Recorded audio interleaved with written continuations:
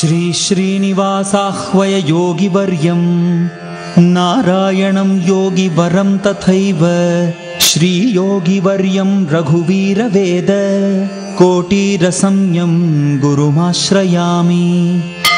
अहोबिले गारुडशैलमध्ये कृपावशात् कल्पितसन्निधानं लक्ष्म्या समालिङ्गितवामभागं लक्ष्मी नृसिंहं शरणं प्रपद्ये।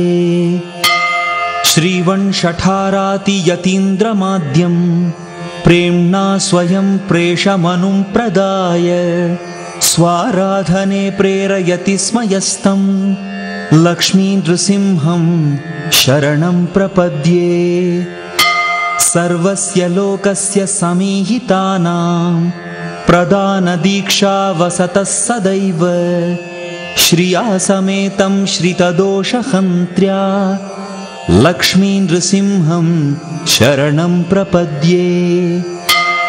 यस्याभवद्भक्तजनार्तिहन्तुः पितृत्वमन्येष्वविचार्य तूर्णं स्तम्भेऽवतारहतमनन्यलभ्यं लक्ष्मी नृसिंहं शरणं प्रपद्ये।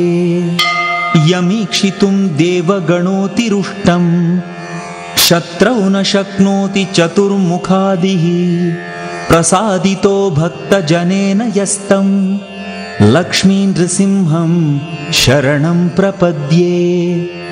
वामत्वमद्य त्यज संश्रितेषु नास्तिह कश्चित् किल नापराधी लक्ष्मेति वामाङ्कगयोप्यमानं लक्ष्मी नृसिंहं शरणं प्रपद्ये।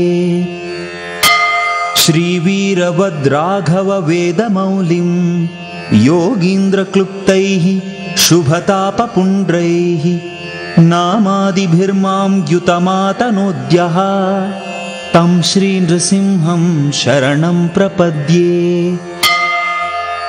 श्रीमद्रहस्यत्रयसारपाठप्रारम्भकाले तव सर्वसिद्धिः स्यादित्युपश्रुत्यभिधायकं मे लक्ष्मी नृसिंहं शरणं प्रपद्ये। भाष्यप्रदानावसरे तु वीररघुद्वहाम्नाय शिखार्यरूपी स्वप्नागतो भाष्यमदत्तयो मे तं श्रीनृसिंहं शरणं प्रपद्ये।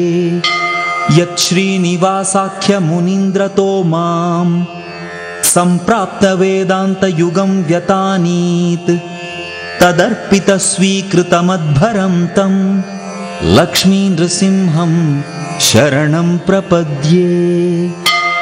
स्वप्ने रमावासमुनीन्द्ररूपी स्वयं समागत्य ममापि देवः त्रिदण्डकाषाय मदान्मुदायः तं श्रीनृसिंहं शरणं प्रपद्ये।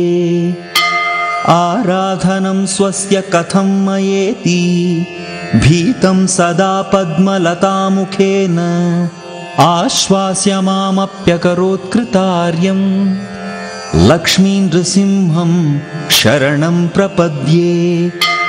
शठारिनारायण योगिवर्य पराङ्कुशस्वामि पराङ्कुशाद्यैः यः पूजितः श्रीनिधि योगिमुख्यैः तं श्रीनृसिंहं शरणं प्रपद्ये। नारायणा श्रीरघुवीरवेदकोटिरनारायणमानिवासैः योगीश्वरैरन्वहमर्चितो यः तं श्रीनृसिंहं शरणं प्रपद्ये। त्वद्दत्तवाचा तव किङ्करेण त्वत्प्रीतिकामेन मया कृतेन स्तोत्रेण लक्ष्मीं नृहरे सहिष्णुः प्रीतो भवत्वं करुणार्द्रदृष्टिः। पराङ्कुशाख्येन तपोधनेन भक्त्या नृसिंहस्य कृता प्रपत्तिः पापठ्यते येन भवेत् स तस्य पूर्णं कृपापूर्णकटाक्षपात्रम्।